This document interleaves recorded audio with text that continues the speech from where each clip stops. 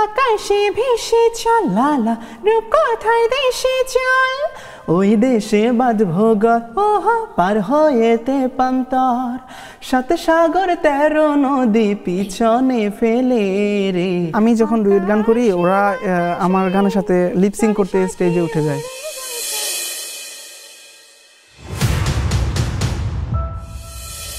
দ্বৈত কণ্ঠে গান গাওয়ার শুরুটা কিভাবে? দ্বৈত কণ্ঠে গান গাওয়ার শুরুটা হলো আমি ছোটবেলা থেকেই গান করতাম। আমার নর্মাল গলা অনেক চিকন ছিল। যখন আমার বয়স 14-15 বা এরকম, তখন আমার নর্মাল গলাটা অনেক চিকন ছিল। তো আমি ফোনে কারোর সাথে কথা বলতে সবাই ভাবতো যে মেয়ে কথা বলতেছে। তো আমি নর্মালি যে গান গাইতাম ওগুলো মেয়েদের মতো হতো। আমার নর্মালি তখন যে মেল গলাটা ছিলই না। এখনো আমার গলা অনেক বয়স ছিল কত? 14-15। আর এখন তোমার বয়স? এখন আমার বয়স 23। আচ্ছা, তারপর? তখন আমি অনেক বেশি গান শুনতাম। আলকা ইয়াগনিক ম্যামের গান শুনতাম, Indian playback singer Alka Yagnik ma'am, আমাদের দেশের কনক চাপা ম্যাম, কনা আপু, ওনাদের গান শুনতাম। তো শুনতে শুনতে ভাবলাম যে ওনাদের মতো একটু ট্রাই করে। তো ট্রাই করে একদিন আমি ফেসবুকে একটা পোস্ট করেছিলাম একটি গ্রুপে, আলকাজির সুরাজ হুয়া মাদামি গানটি। তো এই গানটিতে সবাই দেখে প্রথমে অনেক খুশি হয়, বলে কি তোমার গলা তো আলকাজির সাথে অনেক মিল। তো এইটার পর থেকে আমি কন্টিনিউ করতে লাগলাম। শুরু থেকে কি তুমি সোশ্যাল মিডিয়ায় দিয়েছো যে, নাকি সোশ্যাল মিডিয়া দেওয়ার পরে তুমি সারা ফেলেছো দেখে তুমি আসলে এটা কন্টিনিউ করছো? শুরুতে আমি এমনি নর্মালি আমাদের স্কুলের প্রোগ্রামগুলোতে গাইতাম, কলেজের যেসব প্রোগ্রাম হতো কালচারাল ওগুলোতে গাইতাম। এরপর গাইতে গাইতে একদিন আপলোড করলাম। এরপর আপলোড করার পর সবাই বলল যে ভালো হচ্ছে। তো এরপর থেকে কন্টিনিউ করলাম। এরপর একটা রিয়েলিটি শোতে গেলাম, তারপর সবাই আমাকে চিনলো। দেন আমি একটা ফেসবুক পেজ করলাম। এই তো। গান শিখেছো ছোটবেলা থেকে? কখনোই গান শেখোনি? না, নাকি কখনোই গান শিখোনি, কিন্তু তুমি চমৎকারভাবে গান করছো এবং দ্বৈত কণ্ঠে গান করছো। তো রিয়েলিটি শো এর এক্সপেরিয়েন্সটা কেমন যখন তুমি এরকম গান করছো? কিংবা সবাই দেখলো টিভিতে একসাথে, সবাই অনেক প্রশংসা করলো এবং আমার মানে এরপর থেকে এলাকাতে অনেক মানে ভ্যালুটা অনেক বেড়ে গেল। অনেক বেড়ে গেল। আর এখন ভ্যালু কেমন বেড়েছে? এখন অনেক ভালো, এখন আরো বেশি। সবাই যথেষ্ট সাপোর্ট করে আমাকে, আমার এলাকার মানুষ। তাহলে তুমি ফেমাস তো সেখানে? হ্যাঁ, অবশ্যই একেবারে ফেমাস না হলে আপনি এখানে আমাকে ডাকতেন। বা তুমি তো ভালো কথা বলতে পারো। হ্যাঁ, আমি আসলে তোমাকে পিচ্চি মনে করেছি খুব আসলে।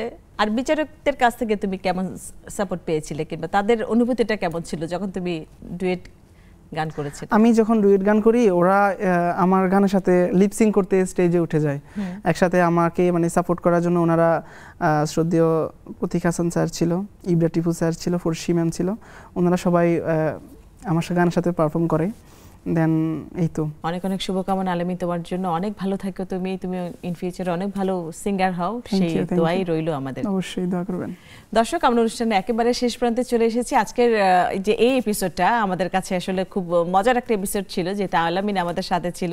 আলামিনের সাথে যতটুকুই আমরা গল্প করেছি তার চেয়ে বেশি হয়তো আমরা গান শুনেছি, মিমিক্রিগুলো শুনেছি, কার কার মতো সে কণ্ঠ করতে পারে সেগুলো শুনেছি। আমি খুব এক্সাইটেড ছিলাম যে আলামিনকে যেদিন আমরা এপিসোডে পাবো সেদিন আলামিনের কাছ থেকে সরাসরি সবগুলো গানগুলো শোনার চেষ্টা করব। তো আজ এই পর্যন্তই, দেখাবে আগামী আয়োজনে। সে পর্যন্ত সবাই অনেক সুন্দর থাকবেন, সুস্থ থাকবেন, নিরাপদে থাকবেন। বিদায়। আকাশে বাতাসে চল সাথী উড়ে যাই, চল ডানা মেলে রে। ময়নারে ময়নারে যাব তোর পিছু পিছু ডানা মেলে রে। আকাশে ভেসে চল লালা রূপকথার দেশে চল ওই দেশে বাঁধবো গল্প পার হয়েতে পান্তর। 7 সাগর 13 নদী পিছনে ফেলে রে।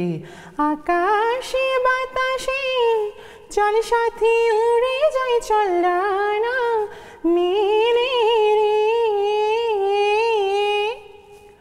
রিম ঝিম ঝিম বৃষ্টি শেষে সূর্য আবার উঠবে হেসে, সে আমার দু চোখে স্বপ্ন ছড়াবে। নিতই মন ঘুমের ঘরে স্বপ্ন তব দু চোখে জুড়ে, সে সুখী মন পাখি যে পাখা ওড়াবে। সুরে সুরে গানে গানে খুশিতে আজ প্রাণ যে ডোলে ও আকাশে বাতাসে চল সাথী উড়ে যায় চল রানা মেলে রে